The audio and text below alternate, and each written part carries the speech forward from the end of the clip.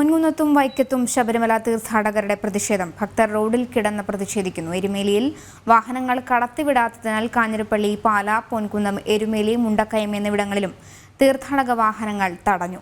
എരുമേലിയിൽ വാഹനം തടഞ്ഞതിൽ അയ്യപ്പ ഭക്തർ റോഡിൽ കുത്തിയിരുന്ന് പ്രതിഷേധിച്ചു.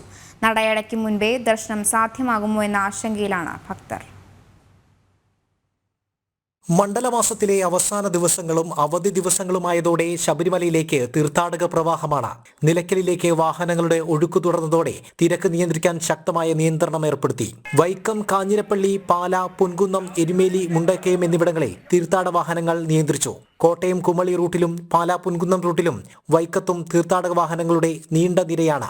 പൊൻകുന്നത്തും വൈക്കത്തും എരുമേലിയിലും തീർത്ഥാടകർ പ്രതിഷേധിച്ചു. മണിക്കൂറുകളായി വാഹനം തടഞ്ഞുവെച്ചതിലാണ് പ്രതിഷേധം. 27 നടയടയ്ക്കും മുമ്പേ ദർശനം സാധ്യമാകുമോ എന്ന ആശങ്കയിൽ ഭക്തർ. ഇവിടെ പോലീസുകാരെന്ന് പറഞ്ഞാൽ ഇതിനു മുമ്പേ എന്ന് പറഞ്ഞാൽ പോലീസ് അവിടെ ഈ തിരക്ക് നിയന്ത്രിക്കേണ്ട ഒരു സംവിധാനം അവിടെ ഇല്ല. അവിടെ ഇപ്പോൾ ഒരു സംവിധാനമാക്കാണ്ട് ഇവിടെ തടഞ്ഞു നിർത്തിയിട്ട് കാര്യമില്ലല്ലോ. കാരണം ശബരിമലക്ക് ആദ്യമായിട്ടല്ല ഇങ്ങനെ ഇത്രയധികം തിരക്ക് വരുന്നത്.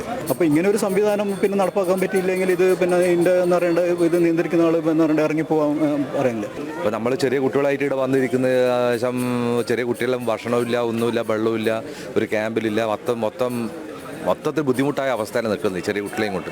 എരുമേലിയിൽ ഇന്നലെ മുതൽ ഭക്തരുടെ പ്രതിഷേധം ശക്തമായിരുന്നു. പലപ്പോഴായി ഭക്തർ റോഡ് ഉപരോധിച്ചു. അനിഷ്ട സംഭവങ്ങൾ ഒഴിവാക്കാൻ സഹകരിക്കണമെന്നാണ് പോലീസ് നൽകുന്ന മറുപടി. ജനം, കോട്ടയം.